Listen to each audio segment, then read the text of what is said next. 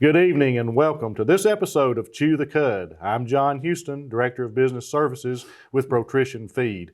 This week we will be discussing sheep and cuts of meat and those types of things. And I'm certainly glad to introduce to you our guest at this time. Our guest is Dr. Dwight Loveday. Dwight, it's good to have you here with us today.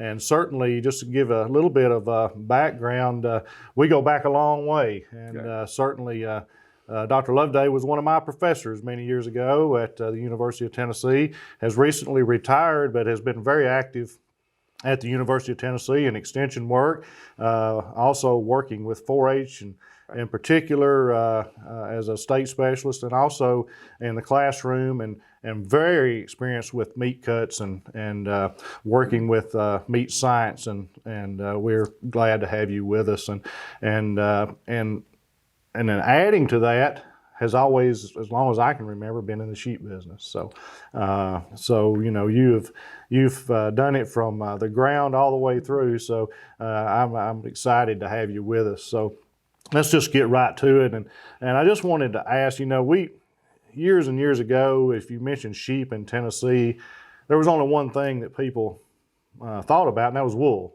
You know, nobody thought about sheep as a food source, at least in our southeastern culture. So, Dwight, tell me, when people say mutton and people say lamb, kind of what that terminology means, because it means something different to a lot of people than what the actual term represents. That's true, and I sort of cringe when I hear the word mutton, because that's been associated with the meat product. But mutton is actually a more mature animal, usually over 2 years of age, and tends to be stronger flavored. The fat tends to be more aromatic, which most folks say is not pleasant. But lamb has a very delicate aroma, a very delicate flavor.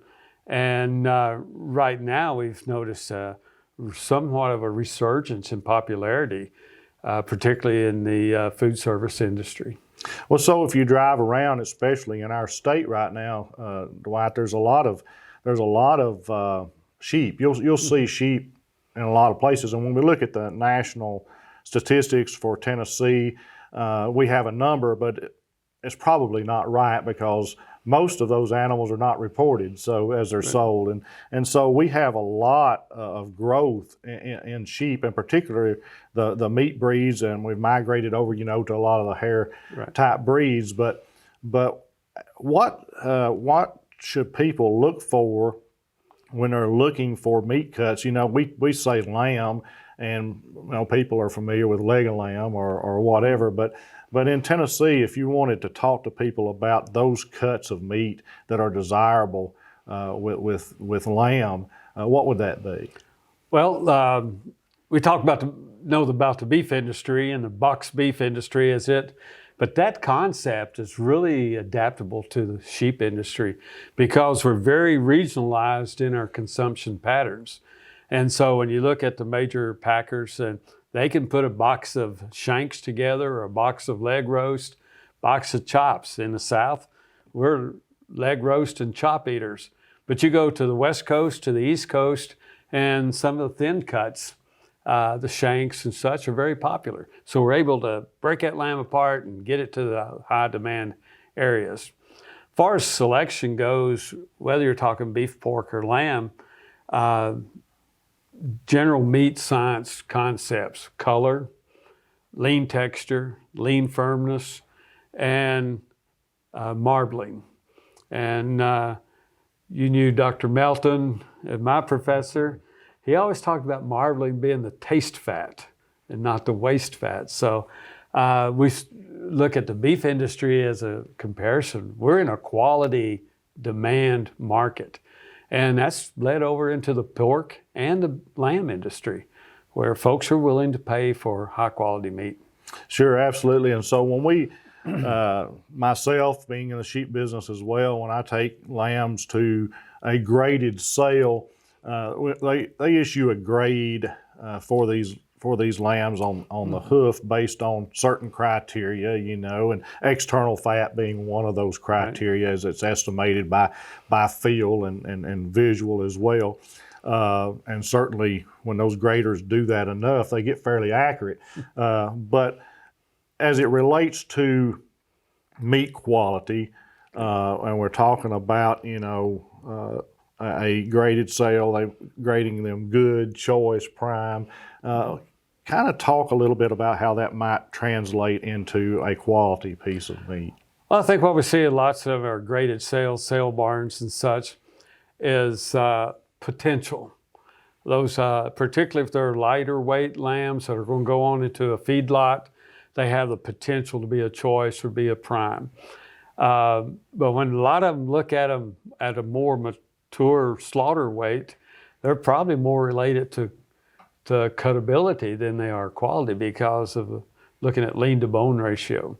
And conformation is one of the grade standards in the USDA lamb grading.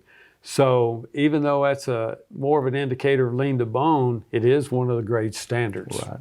So as we think about yield, Dwight, let's talk about someone that would have 4 or 5 lambs that they take to the slaughter facility and what they could expect to get back, because I think sometimes we have a different perspective, especially if you're thinking about cattle and some things. We have a different perspective with maybe 100-pound lamb. So.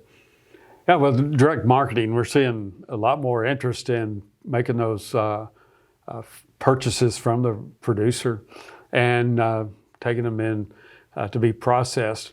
When we look at a lamb being a small ruminant, that rumen, the digestive system is relatively large to the animal size. And right off the bat, when we harvest that animal, we lose the hide, the head, the internal organs. We're down 50 to 55%, and right off the bat. Now, the things that's going to influence what you or I might take home will be several factors. One is the fatness of the lamb. Fat that has to be trimmed away doesn't end up in a package and therefore lowers your percentage. Your cutting style. If you like boneless roast versus bone-in roast, or you have certain cuts like the breast that's boned out for stew meat versus leaving the ribs intact and making like a baby back rib, we call it a Denver rib with the lamb industry, then that weight of that bone staying in that cut increases your yield. So lots of variables that go in there, but whether you got stew meat or extra ground meat, I had a lady that wanted the whole lamb ground into ground lamb. And I just couldn't bring myself to do that with the chops. And I talked her out of that. But when you do that, if you take the roast and the big muscles and grind them all, your yields are not going to be, you can put it all in one grocery sack. Yeah, that's right. So when, I am certainly very interested in lamb meat. You can tell and look at me and tell I don't call much to eat, but especially lamb. So how do we get more people eating lamb? It seems to be growing, but just like the question we started with, a lot of people equate mutton and lamb, and it's really two different things. But talk about some of the recipes that are available. I know through Extension's done a lot of work and have recipes out there and the way to prepare this lamb the way we prepare it makes a big difference. And so, well, actually, any meat, proper preparation is very key. Good cookery methods, and looking back at mutton, that's sort of a generational deal. It was associated with war times and all this. Right. And so that generation is leaving. And so folks trying it. We have some very good recipes out there. The American Sheep Industry Association, the Lamb Board, you can go to their website and just look at recipes to your heart content. Some of our major packers like Superior Lamb, they have a recipe section. And most of them are broken down by the type of cut. So if you wanted a leg roast or you wanted to do chops, or popular item is kebabs.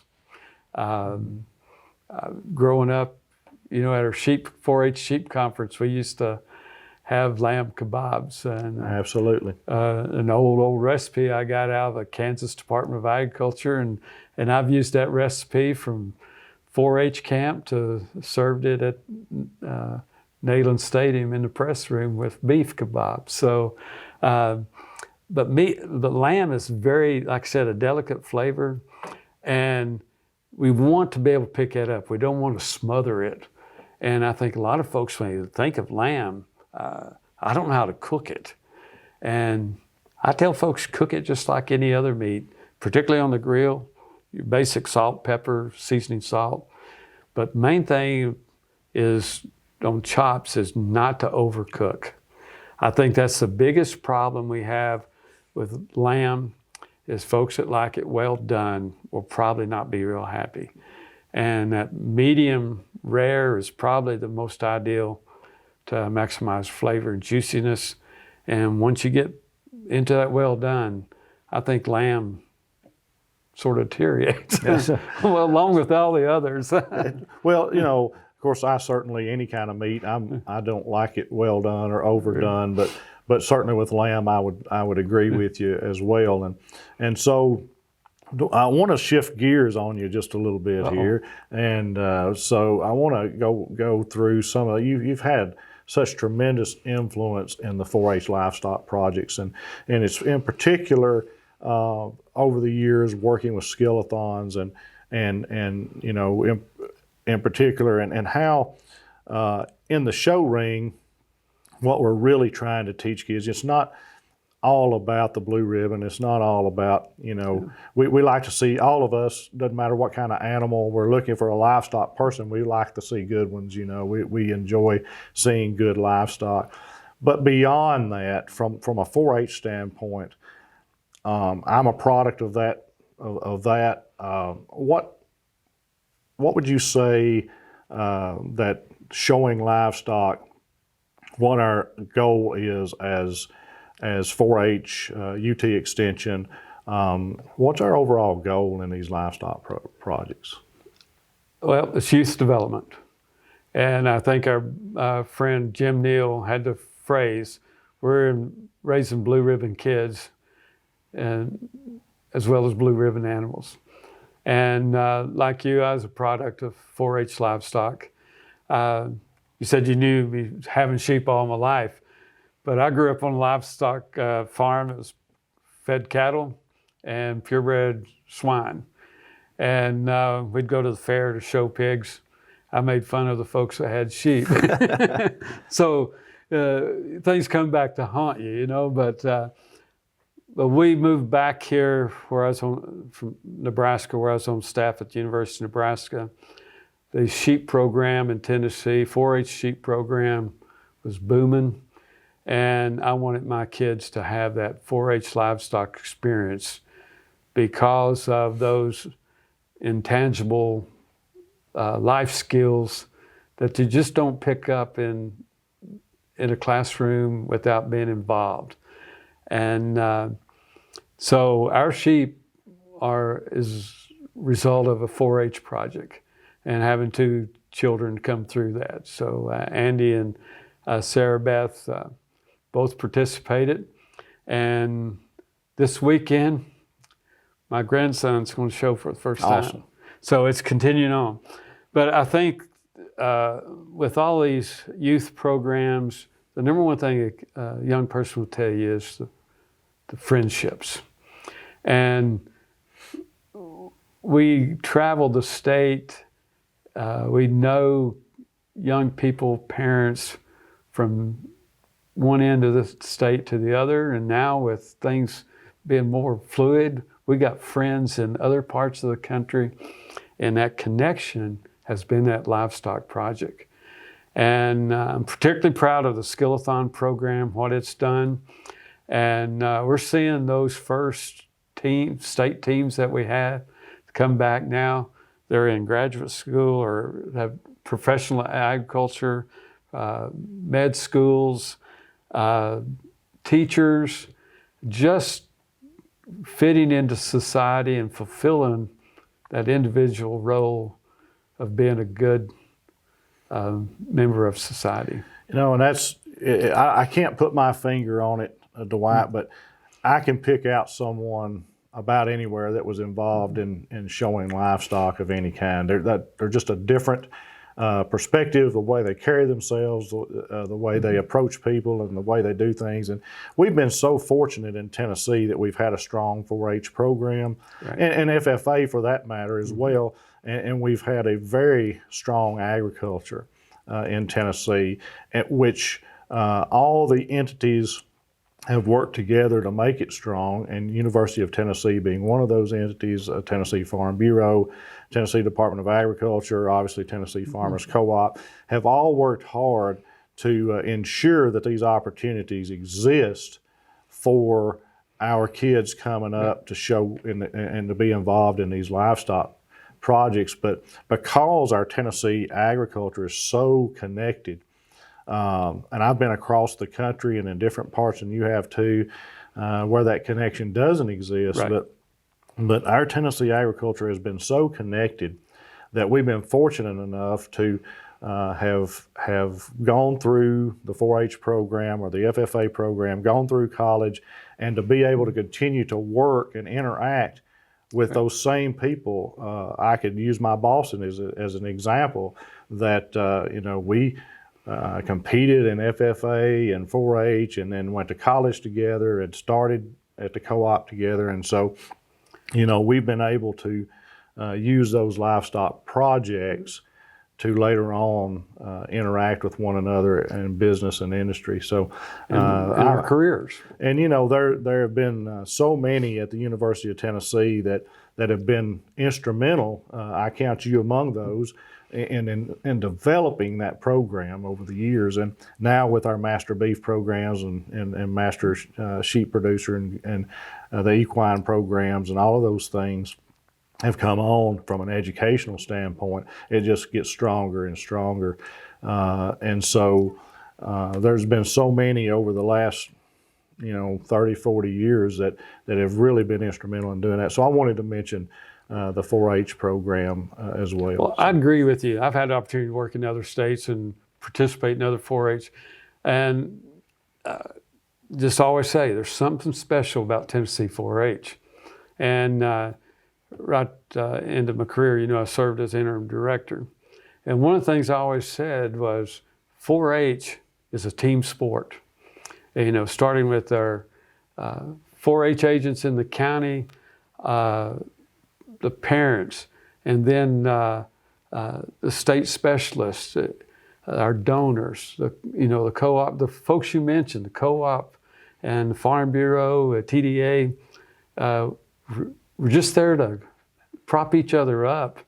And it's very reflective in the strength of the Tennessee 4-H program. And I take that a step further. That's where it all started, with the leadership in all of these organizations that are donors and participants and encouragers. All of us were products of that program. Right.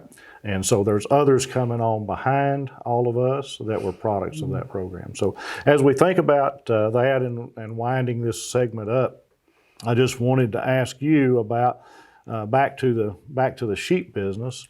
We talk about marketing just a minute. I know from there's a lot of people, as you mentioned, that are marketing these lambs right off of the farm. There's also the graded sales that we mentioned. But as we've talked a lot about meat and but I wanted to mention one thing. I mentioned it in a past video, but you've been very instrumental in this project as well, and that's the wool pool.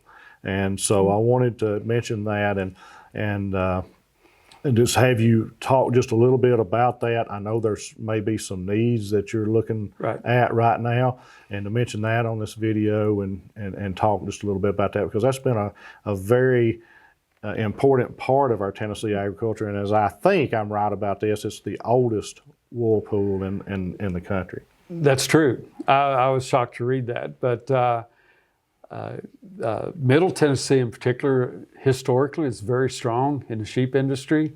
Then it waned out. And you go back and look at particularly the Lebanon area, it was very hotbed for Tennessee sheep production.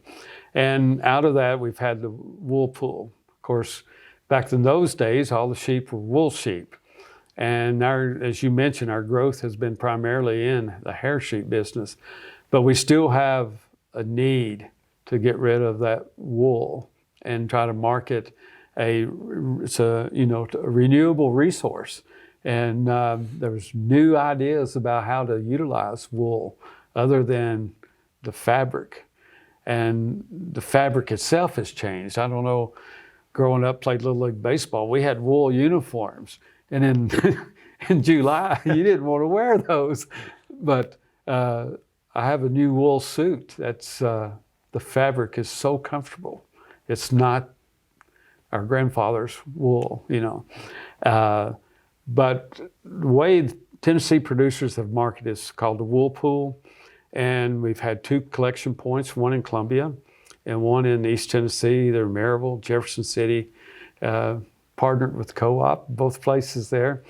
And what we do is sort of like the old feeder pig sale, or you bring in your products, they get graded, combined together, and then they're packaged by a baler. And they're bid off, and the company sends a truck to pick them up. COVID put a stop to the wool pool, but we had 2 balers, and they've become in disrepair. We've been trying to replace those. I've been working on that. We've had them over 35 years, and we bought them used. So right now they're in a machine shop. We're looking at them, but we've had some grant money through some of our partners, TDA, Farm Bureau and such, and we are working on rejuvenating that project, getting our balers back on the go, or purchasing a new baler with supplies and such. We've not been able to find anybody to build us one. I had a call last week. Guy said, "Hey, I understand you're looking for a baler, so I'll be willing to make you one." So things are loosening up. Hope we're getting moved on that. But with the cost of metal and such, it's way above what our projection was. But we have been able, through the Ag Enterprise Fund, purchase a trailer, special built to be high enough to get balers in there, so that we hopefully can transport them to more locations in the state and be able to do a better job of marketing our wool. Well, it's just an awesome service for sheep producers, and I know there's still a lot of wool breeds out there, and we certainly wanted to make mention of that. And it is an outstanding service that's provided for sheep producers who have wool breeds. Right. So as we come to close, Dr. Loveday, it's been a pleasure having you on our segment. I certainly appreciate you making the trip down to Laverne. I know you said it's your first trip down here. But you kind of have to be going to Laverne to get here from Maryville. But I thank you for coming and being our guest today, and all the information that you've shared. I tell our audience, if you have further questions about sheep production or needs for your sheep, contact your local farmers co-op. Thank you and have a great evening.